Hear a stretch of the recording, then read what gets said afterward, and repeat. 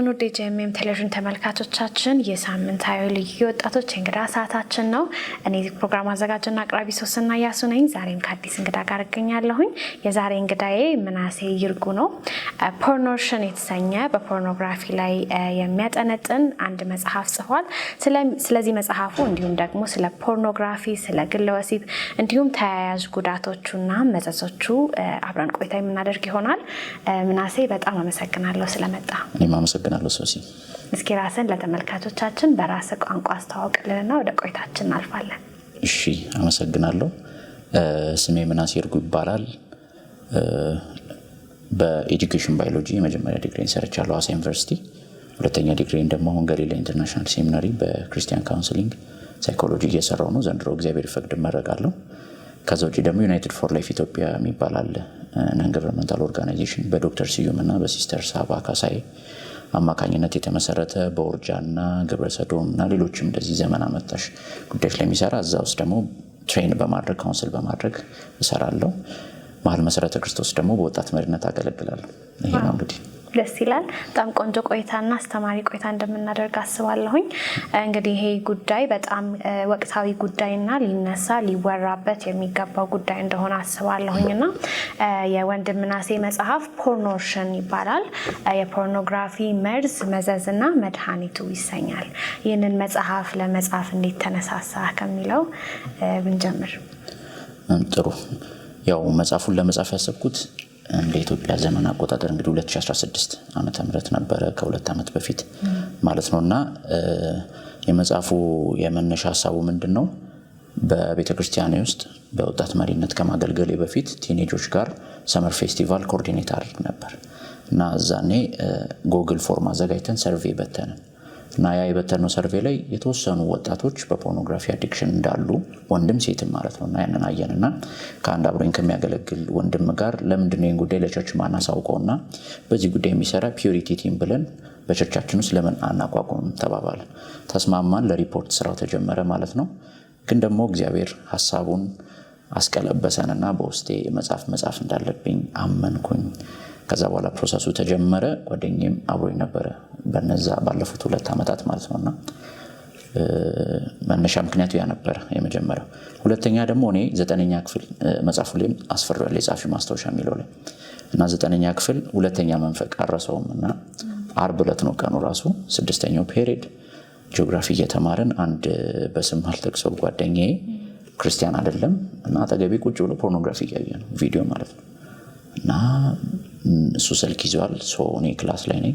ምን እያደረገ ነው ብዬ ዞር ባልኩበት ሞመንት ነው ከዛ ጋር የተዋወቅኩት ማለት እና ፎር ዩር ሰርፕራይዝ ቤት ሄጄ ነገርኳቸው ለቤተሰብ። እንደዚህ አይነት ቪዲዮ አሳይተውኛል፣ ፕሊዝ ጸልዩልኝ ብዬ ማለት እና አይ ዋዝ ኢገር በጣም ለመዳን ቶሎ ለመውጣት ሌላ መዘዝ ስላለመግባትና ጸልዩልኝ አማክረውኝ ከዛ ሂሊንግ ጆርኒውን ከነሱ ጋር ሄድኩኝ። ዶክተር ስዩም ሜንተር ሲያደርገኝ ነበርና እኔ ራሱ የዛ ሰለባ ስለነበርኩ ነው አንድም የጻፍኩት፣ ሁለተኛም ደግሞ ቤተክርስቲያን ወጣቶችን ለማገዝ ነው የጻፍኩት። ሁለቱ ናቸው ምክንያቶቹ። በጣም መልካም። እንግዲህ ጥናቶች ዓለም አቀፍ ጥናቶች እያየሁኝ ነበርና 3.2% እስከ 16.6% ወይም 100 ሚሊዮን አዳልትስ ወይም ደግሞ ጎልማሶች በዚህ በፖርኖግራፊ ሱስ እንደተጠቁ ጥናቶች ያሳያሉና ፖርኖግራፊ አዲክሽን ውስጥ ያለ ሰው ምን ምልክቶችን ያሳያል? እንደው አሁን በፖርኖግራፊ አዲክሽን ውስጥ ነኝ ለማለት ምን ምልክቶች ይታዩብናል የሚለውን ደግሞ ሐሳብ ብናነሳ። ያው እውነት ነው የጠቀሽው ስታት። እውነት ለመናገር እንደውም በፖርኖግራፊ ጉዳይ ብዙ ዲቴል የተሰራ ጥናት የለም። ማለት አንደኛ ጉዳዩ አኖኒመስ ነው፣ ሰዎች በስውር ነው የሚያደርጉት። 100 ሚሊዮን እንደውም ሊያንስ ይችላል ብዬ ነው ማስበው፣ ከዛ በላይ ነው። ምክንያቱም አሁን መጽሐፉም ላይ እንደጠቀስኩት በዓለማችን ከረንትሊ ከ400 ሚሊዮን በላይ ፖርኖግራፊክ ዌብሳይቶች አሉ እና በየቀኑ ደግሞ አዳዲስ 2500 ዌብሳይቶች ቲዩብ ሳይቶች ይዘጋጃሉ። በአሜሪካ በቀን ውስጥ በየ40 ደቂቃው አዳዲስ ቪዲዮ ይመረታል እና አሜሪካ ነው አብዛኛውን ደግሞ 89% በላይ ፖርኖግራፊክ ኢንዱስትሪዎች ሳይታቸው እዛ ነው። ከረንትሊ ኢንተርኔት ተጠቃሚ 5.5 ቢሊዮን ህዝብ አለ። ከዛ ውስጥ 100 ሚሊዮኑ ብቻ ነው የተጠቃው ብለን ራሳችንን መሸወድ የለብንም። ከዛ በላይ ነው ቁጥሩና በፖርኖግራፊ ሱስ የተያዘ ሰው የሚያሳያቸው በጣም ብዙ ምልክቶች አሉ። ግን ዶክተር ጋሪ ዊልሰን ይባላልና እሱ ዩር ብሬን ኦን ፖርን የሚለው መጽሐፉ ላይ 3 ሲዎችን ያስቀምጣል። የመጀመሪያው ክሬቪንግ ነው። አንድ ሰው ፖርኖግራፊን ለማየት ጥልቅ መሻት የሚሰማው ከሆነ ያንን ለማየት የትኛውንም አይነት ሚንስ የሚጠቀም ከሆነ ጊዜውን የሚያመቻች ከሆነ ክሬቭ የሚያደርግ ከሆነ አንደኛ እዚህ አዲክሽን ውስጥ መኖሩ ማሳያ ነው። ሁለተኛው ደግሞ ሎስ ኦፍ ኮንትሮል ነው። ራሱን መቆጣጠር ካቃተው ፖርኖግራፊ ሳያይ መዋል የማይችል ከሆነ መጽሐፉም ሊያስቀምጥኩት አለ 3 የፖርን ሱሰኛ አይነቶች ተብለው የተቀመጡ አሉና ምልክቶቹን ከዛ አንጻር ማየት እንችላለን። የመጀመሪያው ካዡዋል ዩዘር የሚባለው ነው። እኔ በሀገርኛ ሌባ ላመሉ ብዬ ሰየምኩት ማለት ነው። እና ሌባ ላመሉ የሚባለው በአመት ምናልባት በጣት የሚቆጠር ቀናቶች የሚያይ ወይም ሳይም ሊውል የሚችል ነው። ግን በህይወት ውጥረቱ ውስጥ ወይ ደግሞ በተለያየ አጋጣሚ ሲያልፍ ያን ነገር ለማስረሳት ራሱን ከዛ ነገር ከመጋፈጥ ይልቅ ለመሸሽ ሲሞክር ፖርኖግራፊ የሚመለከት ነው።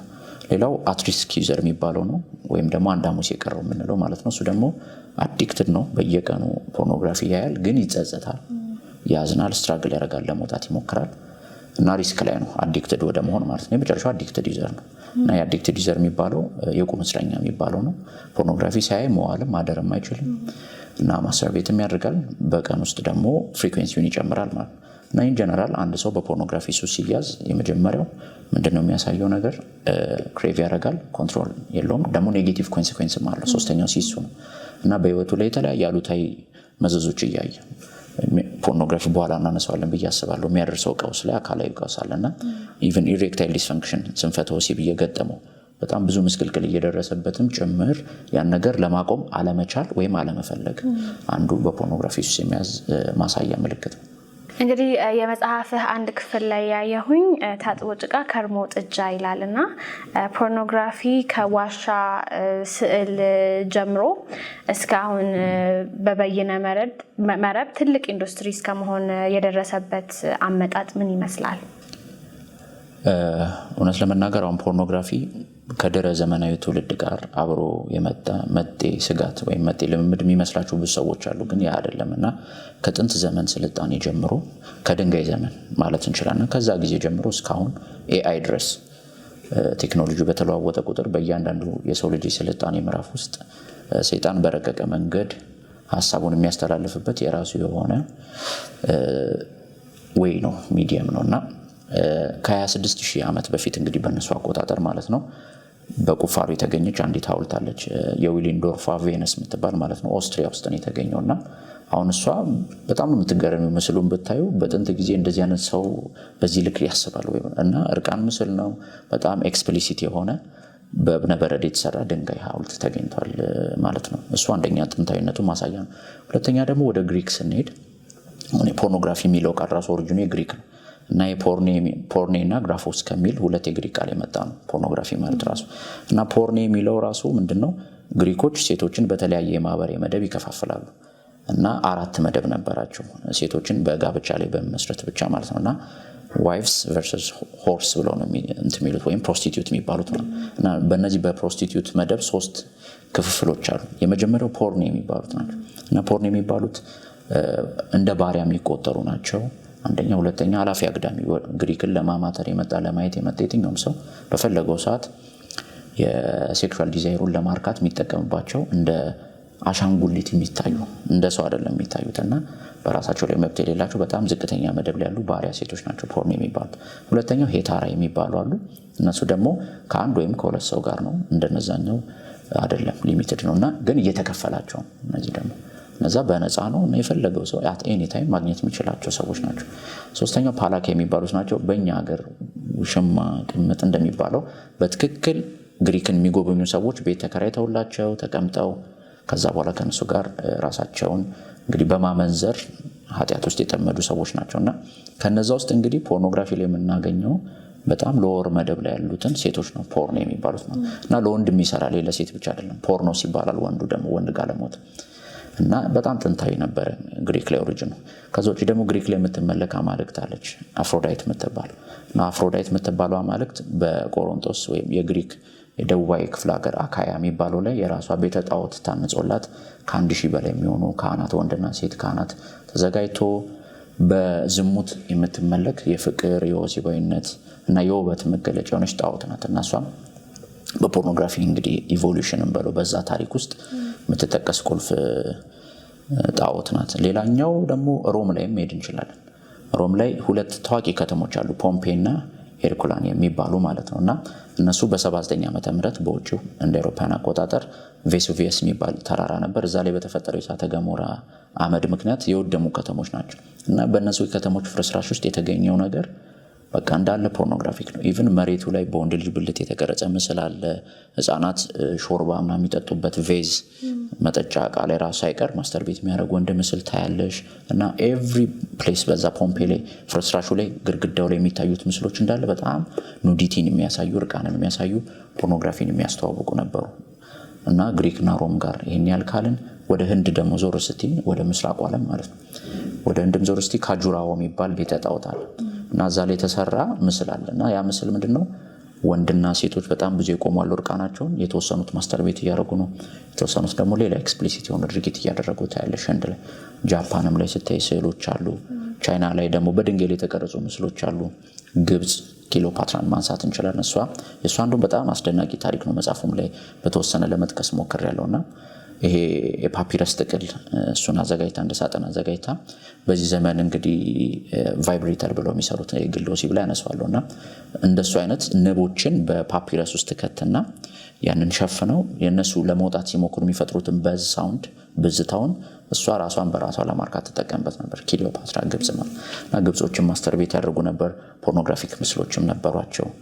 እና ከዚህ ኤግዘምት የሆነ ከተማ አናገኝም። የጥንቱ ስልጣኔ በዚህ የታወቀ ነበር።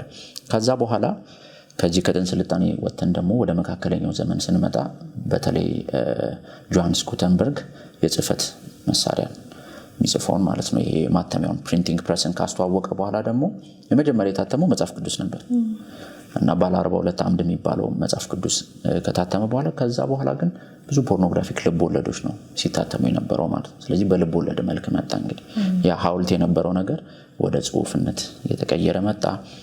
ከዛ በኋላ በስቲም ኢንጂን በእንፋሎት መሳሪያ የሚሰራ የጽህፈት መሳሪያ ሲመጣ ደግሞ የበለጠ ህትመቱ እየተፋጠነ እንደነ ሳዲ የሚባለው አሁን ሳዲዝም የሚባለው ሌሎች ሰዎችን በማሰቃየት ራስን ወሲባዊ እርካታ ማግኘት የሚባለው ተርም የመጣው ሰውዬ ራሱ ከዛ የተነሳ ነውና ሳዲስት ተብሎ ይጠራል። እንደዛ አይነት ግለሰቦች እሱ ፈረንሳዊ ነው። ልቦለድ ጽፏል። እሱ የመጀመሪያው ሰው ነው። ፈርቀዳጅ ነው። እንደዚህ አይነት ልቦለዶችን ፖርኖግራፊክ ልቦለዶችን በመጻፍ ከዛ ወደ ፎቶግራፍ ከጽሁፈት ወደ ምስልነት እያደገ መጣ። እንደነ ቶማስ ኤዲሰን ኢቭን እነሱ የሰሩት ሙቪ ፕሮጀክተሮች በእነሱ ፖርኖግራፊክ የሆኑ ፊልሞች ይታዩ ነበረ በህዝብ ቲያትር። ከዛ እያደገ በይነ መረብ ድረስ ሄደ ማለት ነው። ልክ ኢንተርኔት ሲመጣም የመጀመሪያው ፖርኖግራፊክ ድረገጾች ዴቨሎፕ አድርገው ነበር። ከዛ በኋላ በመጽሔትም ጭምር ደግሞ አሁን 1953 ላይ የሴክሹዋል ሪቮሉሽን የተነሳበት ዓመት 1960ዎቹ በቃ የወሲብ አብዮት የተነሳበት ጊዜ ነበርና ያኔ ሂው ሄፍነር የሚባለው ግለሰብ በጣም የሚያስደንቀው ታሪክ መጽሐፉ ላይ አለ በስፋትና ፕሌይቦይ የሚባል የፖርን መጽሔት አለ ይታወቃል። አሁን በልብሶች በተለያየ ኢቭን ካልሲ ላይ ጭምር የሚታይ ሎጎ ነው ሰው እንደ ብራንድ አይቶ የሚያደርገው ማለት ግን ያ ፖርኖግራፊክ የሆነ መጽሔት ነው እና እዛ ፖርኖግራፊክ የሆኑ ኮንተንቶችን ኤክስፕሊሲትሊ ልክ በመጽሔት መልክ ፕሪንት እየተደረገ ፉክክር ውስጥ ነበር ማለት ነው። እና የሚገርመው የነሱ የሄዱበት ርቀት ትጋታቸው ለእውራን ፖርኖግራፊን ለማድረስ በብሬል አዘጋጅተው ነበር ፖርን ማለት ነው። አስቢው እንግዲህ እና ፖርን አይናማው በአይኑ የሚያየው አይን የሌለው ደግሞ በእጁ የሚያየው ማለት እንዲሆን አድርገዋል። እና ታሪኩ በጣም ዲፕ ነው። ግን አሁን ቶሎ ለመፍጠን ያክል ኤአይ ደግሞ አሁን ኤአይም ከዛ ኤግዘምት አይደለም። ዲፕ ፌክ ፖርን የሚባል አለ። በሱ እየሰሩ ነው አሁን። በተለይ ባለፈው አሜሪካዊ ዘፋኛለች ቴይለር ስዊፍት የምትባልና የእሷን እንግዲህ በዲፕ ፌክ ፊቷን ብቻ ተጠቅመው ፖርኖግራፊክ ምስል ሰርተው ለቀው ትዊተር ላይ በ19 ሰዓት ውስጥ ብቻ ከ45 ሚሊዮን በላይ ህዝብ ነው ያየው። ከዛ ከሳ ነው እንዲወርድ የተደረገውና ኢቭን ሳውዝ ኮሪያ ራሱ 2018 በፈረንጆቹ አቆጣጠር ሰላማዊ ሰልፍ እስከ መውጣት ደርሰው ነበር። የኛ ምስል የእናንተ ፖርን መስሪያ አይደለም ብሎ ማለት እና ይሄን እንግዲህ ፖርኖግራፊ ታሪክ ያመጣት ስታየው ሰይጣን በቃ በስልጣኔ በሰው ልጅ ስልጣኔ ላይ ቁንጮ የሚባሉ ሀገራትን አስብ እንደነ ግሪክ እንደነ ሮም ግብጽ ፈረንሳይ ጀርመን እንግሊሽ ያንዳንዱን እየተቆጣጠረ አሁን ደግሞ አሜሪካን መናገሻው አድርጎ ትውልድ እንዴት እየበከለ እንዳለ የሚያሳይ ነውና መጤ ልምምድ አይደለም። በጣም ረጅም ታሪክ ያለው የራሱ የሆነ እያደገ ደረጃ በደረጃ እየገለበት የመጣ ነው ለማለት ነው። በጣም ይገርማል። እንግዲህ ኢቮሉሽኑ በጣም ምን ያክል እንዳደገና ምን ያክል ብዙ ሰዎችን ማይንድ እንደተቆጣጠረና ኢንዱስትሪው ምን ያክል ግዙፍ እንደሆነ ነው የሚያሳየውና እንግዲህ በኢትዮጵያም በቤተክርስቲያን ውስጥም አሁን በጣም ትልቅ ማህበራዊ ቀውስ እየፈጠረ ያለ ችግር ይመስለኛልና ከዚህ አንፃር ቤተክርስቲያን ትኩረት መስጠት እንዳለባት ትኩረት ሰጥተዋለች ብዬ አላስብም። ይሄን ጉዳይ ቤተክርስቲያን ምን አይነት ትኩረት መስጠት አለባት? በተለይ ወጣቶችን ከእንደዚህ አይነት አስከፊ ጉዳይ ከመጠበቅ አንጻር በምን መንገዱ ቤተክርስቲያን ልትሰራ ይገባታል ትላለህ? መልካም። ያው በዶክተር ስዩም አንቶኒዮስ አባባል ጀምር አሁንም እና ዶክተር ስዩም መጽሐፉም ላይ ተጠቅሜው ያለው ምንድነው ያለው በቤተክርስቲያን ውስጥ አሁን በዚህ ጊዜ ፖርኖግራፊ ያየ ማን ነው ሳይሆን ያላየ ማን ነው ብሎ መጠየቅ ይቀላል ይላልና በበይነ መረቡ ላይ ባለው ስታት አሁን ከረንትሊ 66% የሚሆኑት ከፖርኖግራፊ ጋር የሚጋለጡት ያለ ፍላጎታቸው ነው። ስለዚህ በእንደዚህ አይነት ዘመን በቤተክርስቲያን ውስጥ ኢንተርኔት የማይጠቀም ለማግኘት አሁን አስቸጋሪ ነውና ለዚህ አክሰሰብል በሆነበት ጊዜ ቤተክርስቲያን የምታሳየው ቸልታ በጣም አሳዛኝ ነው። ባርና የሚባል ግሩፕ አለ አሜሪካ ውስጥ እንደዚህ ሪሰርች የሚሰራና እሱ ይፋ ያደረገው 7% የሚሆኑ ቸርቾች ብቻ ናቸው ከሴክሹዋል ፒዩሪቲ ጋር የሚያያዝ ትምህርት የሚሰጡት። የቀረው 93% በመድረኩ ላይ እንደዚህ አይነት ጉዳይ ሲያነሳ አይደመጥም እና ይሄ በጣም አሳዛኝ ነው። ኢቭን በኢትዮጵያ ውስጥ ኢቫሱ 2009 10 ዩኒቨርሲቲዎች ላይ ሰራው ጥናት አለ። እሱን ዋቢ አድርጌ ተጠቅሜያለሁና እዛ ላይ ስታዩ ጥናቱን በፖርኖግራፊ እና ማስተርቤሽን ልምምድ ያሉ ክርስቲያን ወጣቶች በጣም ብዙ እንደሆኑ ይገልጻል እዛ ላይ ማለት ነውና 55% ወንዶች 45% ሴቶች አስቡ ክርስቲያን ወንድና ሴቶች በዚህ ልምምድ ውስጥ ለዛውም ራሳቸውን ያጋለጡ ናቸው። እነዚህ ሆነስት ሆነው ያወሩ ናቸውና ውስጥ ለውስጥ ደግሞ በዚህ ጉዳይ የሚቸገሩ በጣም ብዙ ሰዎች አሉ እና ይሄ 2009 ላይ የወጣ መረጃ ነው። አሁን በዩናይትድ ፎር ላይፍም በሰርቬይ መልክ እየሰራ ነው ያላለ ፋይናላይዝ ስላልተደረገ አሁን ይፋ ማድረግ ስለማልችል ግን ያለው ቁጥር በጣም አስደንጋጭ ነው አሁንም እና ቸርች በጣም በቸልታ እያለፈችው ነው። ጉዳዩ ደግሞ ምዕመናንን ብቻ የሚያጠቃ አይደለም አገልጋዮችንም ጭምር በጣም ቅድም ያልኩሽ የባርና ግሩፕ የሰራው ጥናት ላይ ከ55% በላይ የሚሆኑ ሲኒየር ፓስተሮች እና ዩዝ ፓስተሮች የወጣት መጋቢዎች እና ደግሞ ሲኒየር የሆኑ ፓስተሮች በዛ ልምምድ ውስጥ መኖራቸውን ኮንፌስ አድርገዋል እና በአሜሪካ ቢደመር ከ50,000 በላይ ማለት ለዛው መጋቢ እና ምዕመኑ ደግሞ እንዴት ሊሆን እንደሚችል ማሰብ ቀላል ነው። ስለዚህ ቤተክርስቲያን በዚህ ጉዳይ በትኩረት እየሰራች አይደለም እና ቸልታው ከኢግኖራንስ ነው ማለት ጉዳዩ ምን ያህል እንደተስፋፋ ስር እንደሰደደ ቤተክርስቲያን በቅጡ ያወቀች አይመስለኝም። ለዚህም ማሳየው እንደዚህ አንትሪ ሪሶርሶች አለመኖራቸው ነው።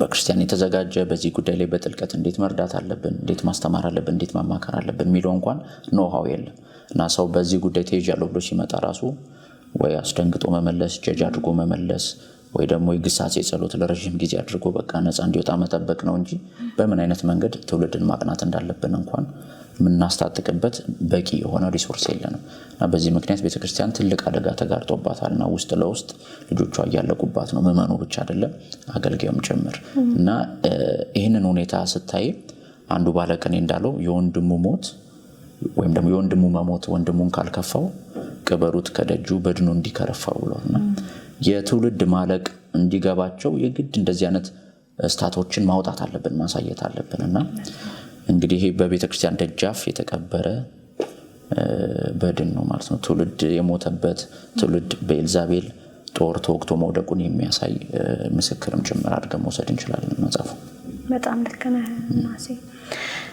አሁን ደግሞ እንግዲህ መጽሐፍህን ያያሁት በ28.9% ወንዶች ከሴቶች በላይ በፖርኖግራፊ ሱስ ይጠቃሉ የሚል ጥናት አየሁኝ።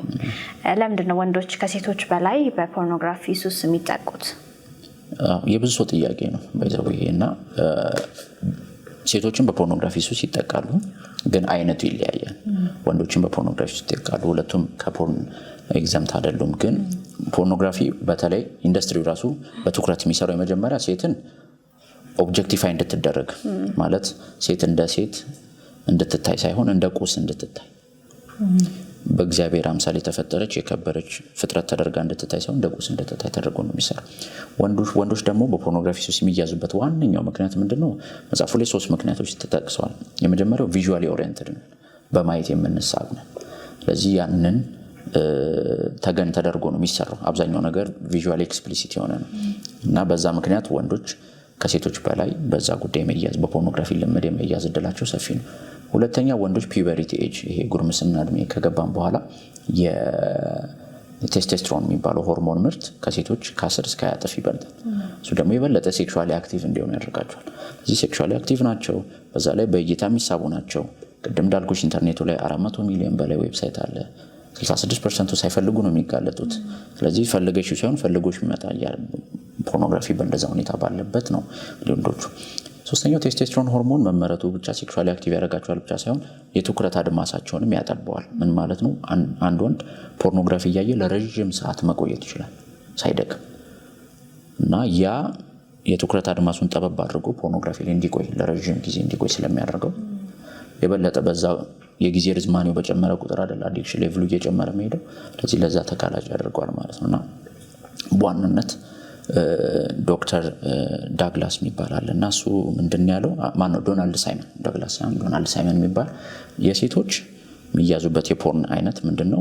ፋንታሲ ላይ ትኩረት ስለሚያደርጉና ናሬሽን ላይ ትኩረት ስለሚያደርጉ የነሱ በፊክሽን መልክ ነው የሚጻፉት። አሁን በጣም በየመጽሐፍ መደብሩ ብትሄጂ ትልቅ የሽያጭ መጠን ያለው ፖርኖግራፊክ ኮንተንት ያላቸው ልብ ወለዶች ናቸው እና የሚገዙት ደግሞ ሴቶች ናቸው እና ኤሮቲካ ይባላሉ እና ሴቶች ያንን በማንበብ ነው የሚያዙ። ስለዚህ ሞር ኢማጂን ማድረግ ነው የሚፈልጉት ሴቶች ቪዥዋላይዝ ማድረግ በራሳቸው እና ያ ቪዥዋል ነገር ብዙ አይማርካቸው። ስለዚህ የነሱ ሮማንቶፒያ ነው ብሎ ፈርጆታል። በቃ በሴቶች አእምሮ ላይ የተሳለ ማለት ነው የውሸት ዓለም አለ ከሴክስ ጋር በተያዘ ያላቸው እውቀት። የወንዶች ደግሞ ፖርኖቶፒያ ብሎ ሞር ቪዥዋሊ ኦሪየንትድ ናቸው። ዳይሬክትሊ ወደ ጉዳዩ የሚገባ ነገር ነው የሚፈልጉት። ሶ ፖርን ኢንዱስትሪ ደግሞ በዛ መልኩ ነው ቪዲዮን ፍሬም እያደረገ የሚያዘጋጁ። ስለዚህ በዋናነት የወንዶችን ወንድነት መስለብ ነው አላማው የፖርን ኢንዱስትሪ። ሴቶችን ደግሞ ሰብአዊ ክብራቸውን ማውረድና እንደ ቁስ እንዲታዩ፣ ሴትን እንደ ሴት ማየት፣ እንደ እግዚአብሔር ፍጥረት ማየት ሳይሆን ለወሲብ እንደተፈጠሩ ቶይ አሻንጉሊት እንዲታዩ ማድረግ አላማው ነው። ወንዶች እንዳጠቃላይ በዚህ ምክንያት ነው ከሴቶች የበለጠ ለፖርኖግራፊ ተጋላጭ የሚሆኑት። በሱሱም ደግሞ ከነሱ በብዛት በቁጥር ስናየው የሚያዙት። አሁን እንግዲህ በፖርኖግራፊ ከተነሳ ግለ ወሲብ ደግሞ ይነሳል። ሁለቱ የአንድ ሳንቲም ሁለት ገጽታዎች ናቸው። ከፖርኖግራፊ ወደ ግለ ወሲብ ልምምድ እንዴት ነው የሚገባው? የሁለቱስ ግንኙነት ምንድን ነው? እንደገና ደግሞ ግለ ወሲብስ ማለት ምን ማለት ነው? ግለ ወሲብ ማለት ያው ማስተርቤሽን የምንለው በእንግሊዘኛው ከላቲን የመጣ ቃል ነው። ማነስና ስቱፕሮ ከሚል ነውና ማነስ ማለት እጅ ማለት ነው። ስቱፕሮ ማለት ማርከስ፣ ማቆሸሽ፣ ማሳደፍ ማለት ነው። ስለዚህ እጅን ወይም ደግሞ በዘመናዊ ቋንቋ የተለያዩ መሳሪያዎችን በመጠቀም ሴክሹዋል ኦርጋኖቻችንን በመንካት ራስን በራስ ለማርካት መሞከር ነው ባጭሩ። ማስተርቤሽን ይሄ ነውና ማስተርቤሽንም ልክ እንደ ፖርኖግራፊ ከጥንት ጀምሮ የነበረ የርኩሰት ልምምድ ነው። እንደውም አንዳንዶች በስህተት በመጽሐፍ ቅዱሳችን ዘፍጥረት 38 ላይ ካለው ታሪክ ጋር ለማዛመድ ይሞክራሉ። ግብረ አውናን ብለው ስያሜ ይሰጡታል። ግን ያው የአውናን ድርጊት የይሁዳ ልጅ ታሪክ ያው ታውቂዋለሽ አንቺም እና ኤር የሚባለውን አገባች ትማር። ከዛ ኤር ሞተ። የእሱን ዘር ለማስቀጠል ነው አውናን የተመረጠው እና እሱ ደግሞ የዘር ፈሳሹ ወደ እሷ እንዳይገባ በማድረግ ነው እግዚአብሔር የቀሰፈው። ያ አይደለም። ማስተርቤሽን ማለት ኢንቴንሽናሊ ራስን በራስ ለማርካት መሞከር፣ ስቲሙሌት ማድረግ ነው እና ግለ ወሲብና ፖርኖግራፊ ቅድም እንዳልሽው አንድ ሳንቲም ሁለት ገጽታዎች ናቸው። እንደውም ሜንታል ፖርኖግራፊ ነው የሚሉ አሉ አንዳንዶች። ማለት የትኛውም ግለሰብ በአእምሮ የሆነ ፋንታሲ ሳይፈጥር አእምሮ ላይ የሆነ ምስል ሳይፈጥር ማስተርቤት ማድረግ አይችልም፣ ትርጉም የለውም። ስለዚህ የግድ ግብአት ይፈልጋል፣ ኢንፑት ይፈልጋል ነው። ስለዚህ ፖርን እያየ ነው አብዛኛው ሰው ማስተርቤት የሚያደርገው።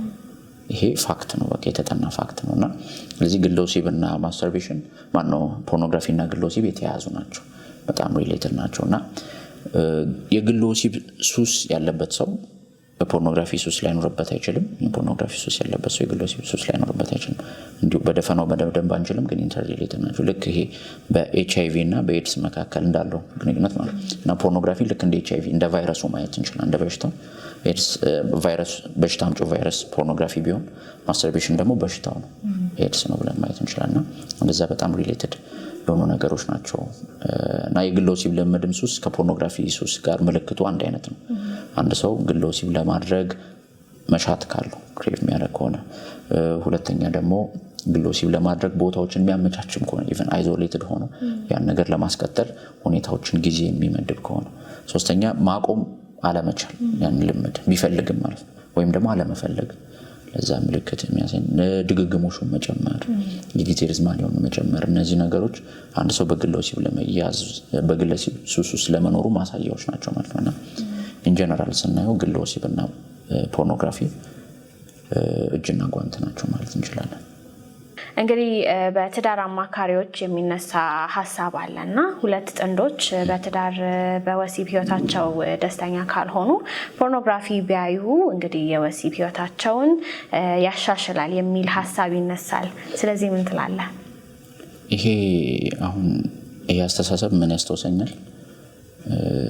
መንገደኛው ባለቅኔ የሚል መጽሐፍ አለ ከድርሰተ የተጻፈና እዛ ላይ አንድ ግጥም አለ ከችግር አላቆ መፍትሄን ቢጠራም እሾን ለእሾ ለችግር አይሰራም እና እሾን ለእሾ ለወሲብ አይሰራም ብለን መቀየር እንችላለን። አይሰራም ይሄና ጀመር ወሲብና ፖርን በጣም ለየቅል ናቸው አይገናኙም እና መጽሐፉም ላይ ተጠቅሷል። ወሲብና ፖርንን እያነጻጸረ ማለት ነው። ሪያሊቲ ቤዝድ አይደለም ፖርን ከእውነታው ፍጹም የተፋታ ነው እና በዛ ምክንያት እንደውም ባለትዳሮች ቁጥር ማየት እንችላለን። አሁን ፖርኖግራፊ ከሚያደርሰው ቀውስ አንዱ ፍቺ ነው እና 56% በላይ የሚሆኑ ተጋቢዎች በፖርን አዲክሽን ምክንያት ትዳራቸውን በፍቺ ደምድመዋል። ስለዚህ መፍትሄው ሆኖ ያቅም ፖርን ማየት ማለት ነው። ሲቀጥል ትዳር ውስጥ ልክ እንደ ስራ ልምድ ሲቪ አይጠየቅም። 0 ዓመት ነው የሚፈልገው እና ኤክስፒሪየንስ የሚፈልግ ጉዳይ አይደለም። ሴክስ በራሱ ኤጁኬሽን ነው።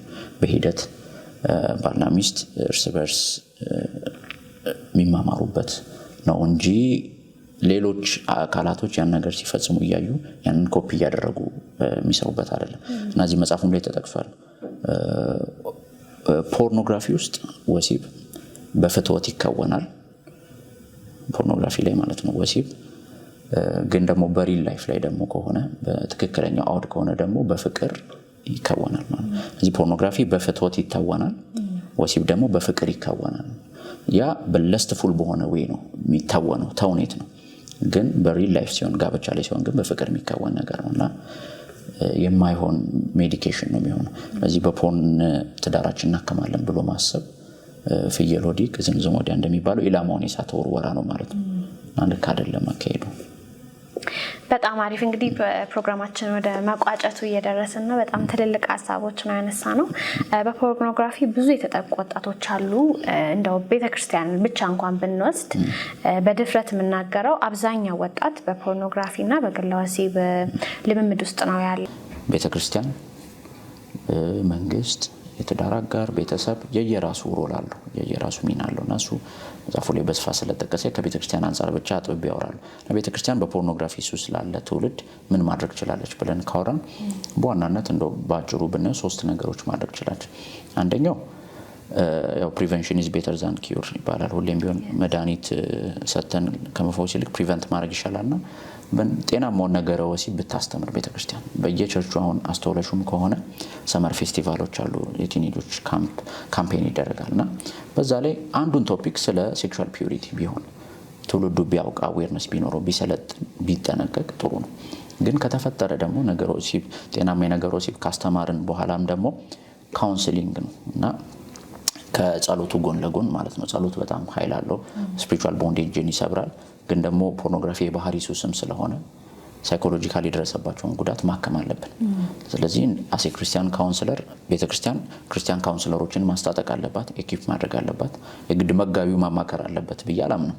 ስለዚህ አትሊስት ስፖንሰር አድርገው ሰዎች እንዲማሩ ማድረግ፣ አገልጋዮችን ማሰልጠን፣ በዚህ ጉዳይ እንዲያማክሩ ማለት ነውና ካውንስል ማድረግ አለባቸው። ሶስተኛው ደግሞ በትዕግስት መጠበቅ አለባቸው። የፎስ ሂደቱ ላይ በጸሎት በገዛ እና ደግሞ ሪላፕስ ሁሌ ሞከር ያደርጋል። እንደገና የማገርሸት አባዜ ተብሎ የተጻፈው ማለት ስለዚህ ሊያገረሻ ስለሚችል ምንድን ለውጥ ለሌለው ነገር ነው እየደከመን ያለ ነው ብለው ተስፋ መቁረጥ የለባቸው። ስለዚህ ጸልየው መክረው አስተምረው ሲያበቁ ደግሞ በትዕግስት ፍሬያቸውን መጠበቅ አለባቸው። ኢንካሬጅ ማድረግ አለባቸው፣ ማበረታታት አለባቸውና ፎሱ በራሱ ረዥም ሂደት የሚወስድ ስለሆነ በትዕግስት ተሸክመው መሄድ ከቻሉ ትውልድን መታደግ ይችላሉ ማለት ነው። ስለዚህ ቅድሚያ ማስተማር አለባቸው። ከዚህ የተጎዳ ካለ ደግሞ ማማከር፣ መጸለይ ያለባቸው። ሶስተኛ ደግሞ በትዕግስት ፎሱን መከታተል አለባቸው። ያን ማድረግ ከተቻለ ትውልዱን ከዚህ ልምምድ መታደግ ይቻላል እና መውጣት ይቻላል ነው። በጣም ቆንጆ። እንግዲህ አሁን ደግሞ ወደ ማጠቃለያችን እንግባና ለቤተ ክርስቲያን ለወጣቶች ማስተላለፍ ብትፈልገው መልእክት ካለ እድል ልስጥ። እሺ፣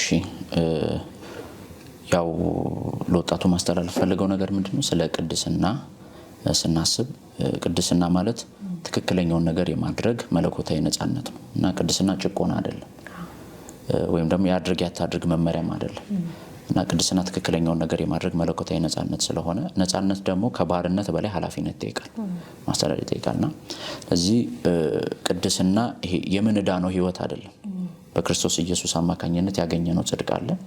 ስለዚህ ያንን የማስጠበቅ ከመንፈስ ቅዱስ ጋር አብረን የመጓዝ ኃላፊነት ነው። ስለዚህ ያንን ማሰብ አለብን ሁሌም ቢሆን። ለዚያም ፖርኖግራፊ አትዩ አይደለም ጉዳዩ፣ ቅድስና ከዚያ ያልፋል። የትኛው ድንበር ነው የሆነ የኃጢአት መስመርን አስመረን ይሄን ባደርግ ኃጢአት ነው አይደለም ምንለው አይደለም። ቅድስና በየትኛው አቅጣጫ በጓዝ ትክክል ሄዳሉ ብለን የምንመርጠው አቅጣጫ ነው፣ የድንበር መስመር አይደለም ደርሰን የምንመለስበት። ስለዚህ ትክክለኛውን አቅጣጫ መያዝ ነው። ጽድቅ የእግዚአብሔርን ፊት የማየት እድል፣ በእግዚአብሔር ፊት የመቆም ድፍረት ነው ጽድቅ ስንተረጉመው። ቅድስና ደግሞ የእግዚአብሔርን ፊት የማየት እድል ነው። ስለዚህ ያ እድል እንደተሰጠው ሰው መንፈስ ቅዱስ ማደሪያው እንዳደረገው ሰው እያሰብን የመኖር ግዴታ አለብንና ወጣቶች በዚህ ሱስ ውስጥም ያላችሁ የእግዚአብሔር መንፈስ ይረዳችኋል። ተስፋ አትቁረጡ። አንደኛ እሱ ነው። ሁለተኛ ደግሞ መናገር ጥሩ ነው። ለቤተክርስቲያን መሪዎች እኔ ልክ እንዳደረኩት ማለት ነው ከቻለ ለቤተሰብ ኦር ደግሞ ለሚሸከማችሁ ለሚችላችሁ የልባችሁን ሀሳብ ለሚረዳ ጓደኛ በማጋራት ከዚህ ልምድ ውስጥ በፍጥነት መውጣት ይቻላል ማለት ነውና ኃጢአት በድብቅ ሲያዝ ነው የመግዛት አቅሙ የሚያይለው። ልክ አበባ ለማደግ የፀሐይ ብርሃን እንደምትፈልግ ኃጢአት ደግሞ በጨለማ ውስጥ ነው የሚያድገው የሚያብበው። ስለዚህ ያንን በማጋለጥ ራስን እና በዛ መንገድ ደግሞ እግዚአብሔር በሕይወታችሁ ያየውን ዓላማ አውቃችሁ ለዛ በመኖርም ደግሞ ከዚህ ልምምድ ውስጥ መውጣት ይቻላልና እግዚአብሔር ይረዳችኋል ማለት ፈልጋለሁ። በጣም እናመሰግናለን ምናሴ፣ እዚህ ድረስ ስቱዲዮ ድረስ መጥተህ ተሞክሮን ስላካፈልከን እንዲሁም ደግሞ ትልልቅ ለወጣቶችን በጣም ጠቃሚ የሆኑ ሀሳቦችን ስላነሳን በጄኤምኤም ቴሌቪዥን ስም አመሰግናለሁ። እኔም ከልብ አመሰግናለሁ ሶሲ ስለጋበዛችሁኝ። እሺ፣ የወንድም ምናሴ መጽሐፍ እንግዲህ ፖርኖሽን የፖርኖግራፊ መዘዝ መርዝ እና መድኃኒት ይሰኛል። ይህንን መጽሐፍ የት ማግኘት ይችላሉ? መጽሐፉ ቅድም ያልኩሽ ዩናይትድ ፎር ላይፍ ኢትዮጵያ ቦሌ ሜጋ ማተሚያ ጋር ኦፊስ አለ። እዛ ደውለው በስልክ ቁጥር መቀበል ይችላሉ። በጣም መልካም ተመልካቾቻችን፣ ለዛሬ የነበረን የወጣቶች እንግዳ ሰዓታችን ይህን ይመስል ነበረን። የፕሮግራሙ አዘጋጅና አቅራቢ ሱስና ያሱ ነኝ። በሚቀጥለው ሳምንት ከአዲስ እንግዳ ጋር በአዲስ ርዕሰ ጉዳይ እንገናኛለን። መልካም ሳምንት ይሁንላችሁ።